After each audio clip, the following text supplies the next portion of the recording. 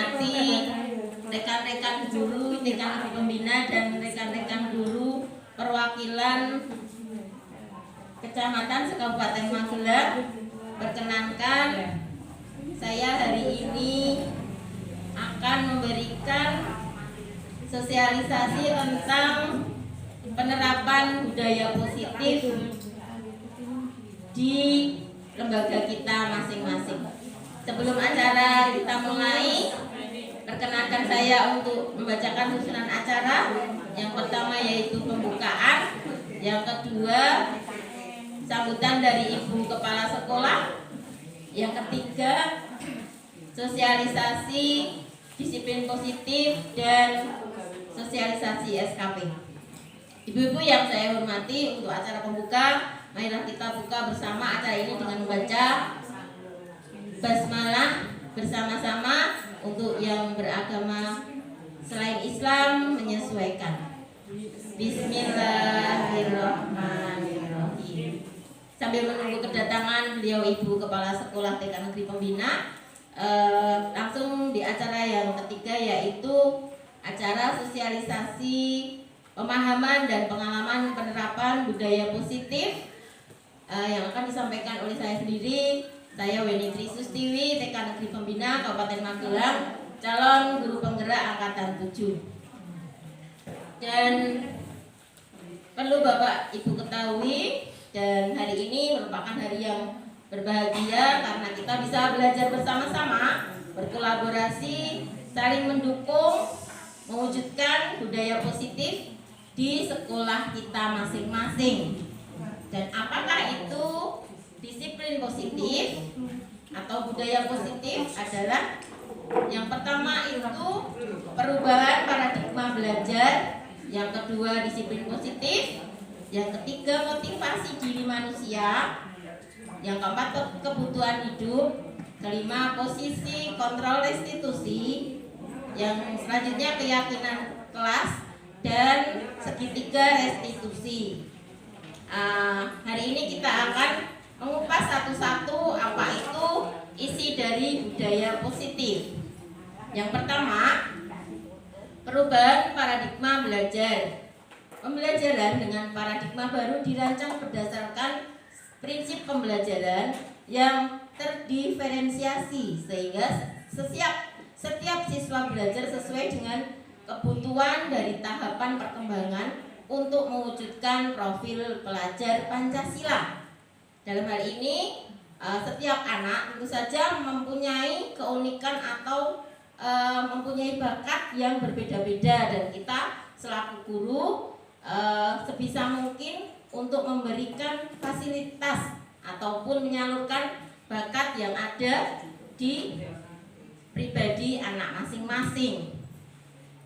Nah, apa itu disiplin positif? Yaitu makna kata disiplin sesuatu yang dilakukan seseorang kepada orang lain untuk mendapatkan kepatuhan, dan kita cenderung menghubungkan kata disiplin dengan ketidaknyamanan.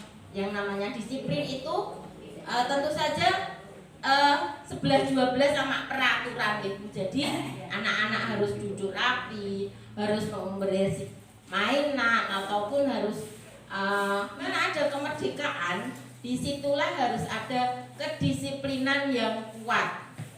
Karena disiplin itu bersifat self disiplin. Jadi disiplin dari diri sendiri, kita sendiri yang mewajibkan kita dengan sekeras-kerasnya. Tetapi itu sama saja, sebab jika kita tidak cakap melakukan self disiplin, maka orang lainlah yang akan mendisiplinkan kita. Contoh saja, semisal kita berangkat sekolah jam 7. Kalau tidak ada aturan dari pemerintah, apakah kita akan berangkat jam 7 sampai sekolahan? Tentu saja tidak. Jadi itu sama saja, biarpun kita sekeras-kerasnya, tapi kalau peraturan dari pemerintah tidak mewajibkan, kita akan mundur-mundur. Nah, setidaknya kita akan melakukan pembelajaran disiplin diri sendiri. Dan disiplin positif di sini itu kita sebagai pendidik adalah untuk menciptakan murid yang merdeka, dan syarat utamanya adalah disiplin diri, sehingga anak-anak sudah mengetahui aku harus bagaimana seperti itu di kelas, sehingga mereka berperilaku sesuai dengan kebajikan dan memiliki motivasi intrinsik.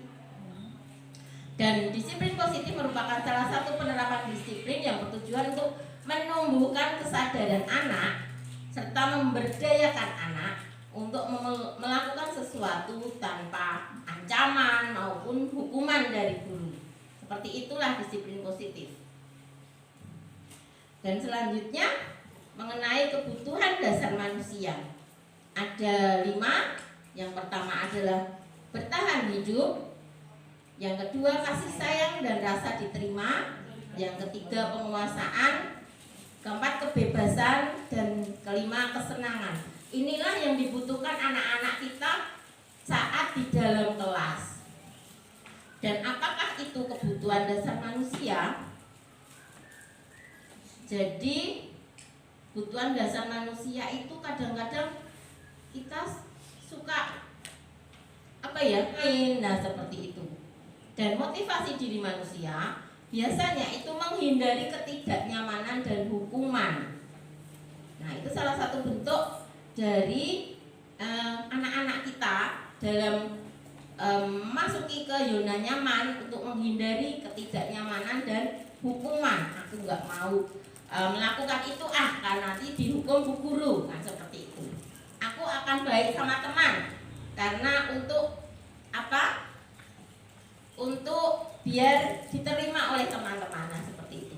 Dan selanjutnya untuk mendapatkan imbalan atau penghargaan diri dari orang lain. Kalau saya melakukan ini, tentu saja orang lain akan menghadang kita memberikan hukuman. Nah, hukuman itu ternyata ibu-ibu itu yang pertama adalah menyakitkan. Kadang-kadang anak-anak menjadi sakit hati, ya toh. Kadang-kadang kita tidak terasa mengucapkan hal-hal yang membuat anak sakit hati. Wis diberesi bu guru kok yo saya wis berantakan meneh to, Dek. Nah, mungkin seperti itu salah satu bentuk dari lisan kita yang bisa menyakiti anak-anak. Guru kok gitu toh, kan seperti itu. Ternyata itu tidak bagus. Dan penghargaan pun juga tidak efektif ternyata. Hari ini yang bisa membuat nanti dikasih bintang, kalau bintang mungkin agak bisa diterima ya. Dikasih sesuatu, permen, misalnya seperti itu juga tidak efektif karena mereka dari ke depan jika akan melakukan sesuatu, pasti aku nanti dikasih bu guru nih. Nah, seperti itu juga tidak mendidik dan merusak hubungan antar teman. Nah, bu guru kok itu terus yang dapat hadiah, kan seperti itu. Ternyata penghargaan juga kurang efektif, bisa mematikan kreativitas. Ya, karena paling yang dapat hadiah juga Mbak Candy. Nah, seperti itu, karena setiap hari yang mendapatkan Mbak Candy terus, misalnya seperti itu. Terus menghukum dengan sistem ranking, itu juga tidak dibenarkan. Dan penghargaan bisa merampas hak menghargai diri. Karena apa? Saat kita menyebutkan hari ini Mbak Candy juara paling bagus, dikasih hadiah bu guru, yang lain akan merasa tidak dihargai. Aku wis gawe apik-apik tapi bu guru kok seperti itu. Mbak Candy terus yang dikasih hadiah. Nah, ternyata penghargaan juga tidak efektif. Dari luar kebiasaan atau lebih bagus dari kemarin, kita memberi penguatan. Bagus sekali, good job, ataupun dikasih motivasi lain. Nah, seperti itu. Perlu monitoring berkelanjutan. Nah, konsekuensi itu seperti itu. Stimulus respon. Terus murid mematuhi peraturan, kehilangan waktu untuk merenungi kesalahan. Nah, ini konsekuensi. Konsekuensinya apa? Apabila saya merantaki mainan, saya harus memberesi lagi. Nah, restitusi itu murid bertanggung jawab untuk melakukannya. Itu bentuk restitusi, fokus pada pemecahan jangka panjang. Murid menghormati dirinya dan orang lain. Teori kontrol, dirinya memegang kontrol. Hukuman itu guru menghukum di depan kelas. Misal seperti itu, guru marah-marah dan anak menjadi takut. Nah, itu bentuk hukuman. Anak menjadi rendah hati, cilik hati, menjadi minder, terus menjadi kurang bersemangat, tidak pede. Nah, seperti itu. Itu akibat kalau kita melakukan hukuman. Dan sekarang kalau kita melakukan konsekuensi, itu guru memberi konsekuensi dan murid. Misal ada anak yang buang sampah sembarangan, nah tugasnya adalah mengambil sampah tersebut dan membuangnya di tempat sampah seperti itu. Itu namanya konsekuensi. Dan untuk restitusi itu bentuk penetralan. Jadi saat anak melakukan pelanggaran atau kesalahan di dalam kelas, nah itu kita meyakinkan kesepakatan kelas yang di awal. Tentu saja ibu-ibu semua sudah melaksanakan peraturan di awal atau kesepakatan keyakinan kelas di awal.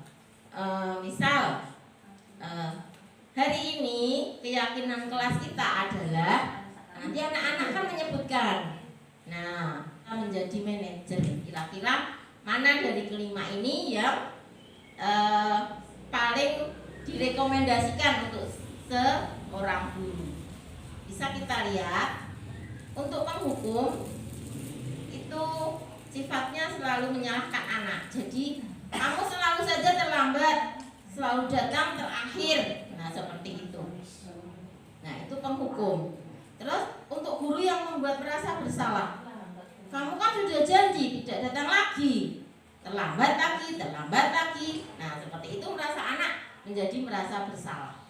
Terus sebagai teman, nah ya tidak apa-apa, silahkan duduk. Nah, itu kita bisa berlaku sebagai teman.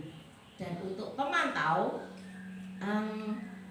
peraturannya apakah sudah ingat? Kita sudah menulis kemarin seperti itu. Nah, kita memantapkan keyakinan kelas. Nah, itu pemantau. Sanksinya apa kalau terlambat? Nanti nyapu sama bu guru. Oh iya, nanti nyapu ya sama bu guru ya. Seperti itu. Terus untuk manajer, apakah kamu mengetahui kesalahan kamu? Bagaimana kamu perbaiki? Nah, itu fungsi kita sebagai manajer. Kadang anak-anak butuh omong-omongan santai gitu. Pas diharapkan kita bisa membuat bersama anak-anak, dibuat agar tidak terlalu banyak. Nah, mudah diingat, mudah difahami oleh seluruh anak-anak. Nah, mungkin kita membuat hanya 5 ataupun 6 itu sudah cukup. Kalau terlalu banyak nanti anak-anak kesulitan untuk memahami. Terus yang kedua, hendaknya semua berkontribusi dalam pembuatan keyakinan kelas ini sesuai dengan jumlah pendapat. Kita buka di awal pembelajaran, kita buat keyakinan kelas dulu. Terus anak-anak berkontribusi untuk membuatnya. Jadi bukan guru yang membuat, tetapi usulan dari anak-anak semua. Hari ini agar sekolah menyenangkan, agar anak-anak berbahagia, apa yang akan kita buat di keyakinan kelas? 1, datang tepat waktu bu guru. Oke, tulis. Yang kedua apa? Buang sampah di tempatnya bu guru, tulis. Nah seperti itu. Jadi anak-anak yang usul, guru tinggal menulis dan meyakinkan setiap anak seandainya melakukan pelanggaran apa konsekuensinya, kan seperti itu. Selanjutnya dalam bentuk hal positif.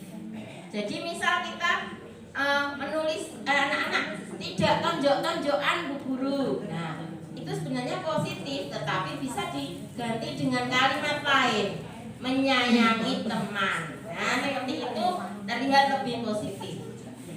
Dan dapat diterapkan oleh semua anak. Nah keyakinan kelas bisa diterapkan ke semua anak.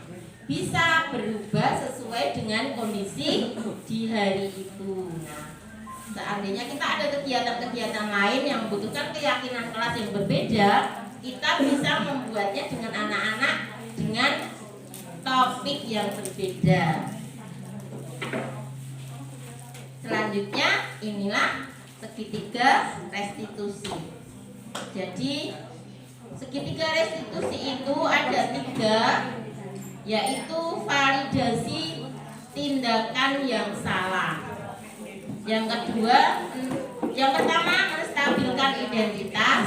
Yang kedua validasi tindakan yang salah. Dan yang ketiga menanyakan tentang keyakinan. Yang pertama menstabilkan identitas. Saat anak-anak melakukan kesalahan, kita stabilkan emosinya, kita stabilkan dulu. Pas ngobrol-abrek balok, misal seperti itu, kita tanya,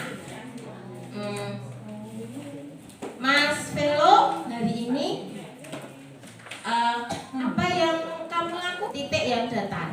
Nah, setelah itu kita tanyakan validasi tindakan yang salah. Nah, terus tadi perbuatan Mas Velo itu perbuatan yang benar apa salah ya? Merusak mainan teman, membongkar balok teman, nah seperti itu. Salah Bu Guru. Nah, terus setelah anak mempunyai keyakinan bahwa dirinya salah, kita menanyakan keyakinan kelas. Nah, kita sudah membuat keyakinan kelas seperti ini. Kita bacakan Bu di depan. Apa papan tulisnya? Nah, tidak boleh membongkar mainan teman, misal seperti itu. Di sini tertulis keyakinan kelas seperti itu. Besok lagi bagaimana? Anak pasti akan berpikir dan melakukan evaluasi diri, dan seperti itu. Jadi kita guru itu tidak serta-merta melarang anak-anak yang membongkar mainan atau merusak mainan temannya. Tidak boleh. Nah, seperti itu akan menyakiti hati anak-anak, karena anak-anak ternyata mempunyai latar belakang yang berbeda-beda. Kita harus mengetahui keunikan masing-masing anak.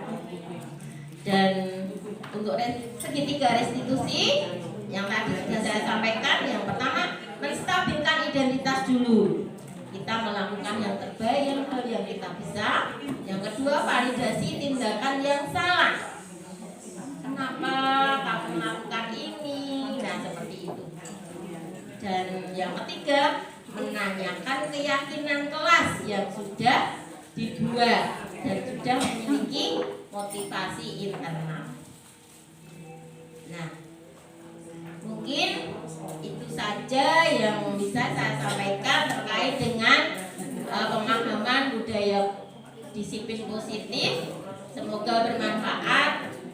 Apabila ada pertanyaan nanti bisa diajukan, dan terima kasih atas perhatiannya. Dari saya cukup sekian. Assalamualaikum warahmatullahi wabarakatuh.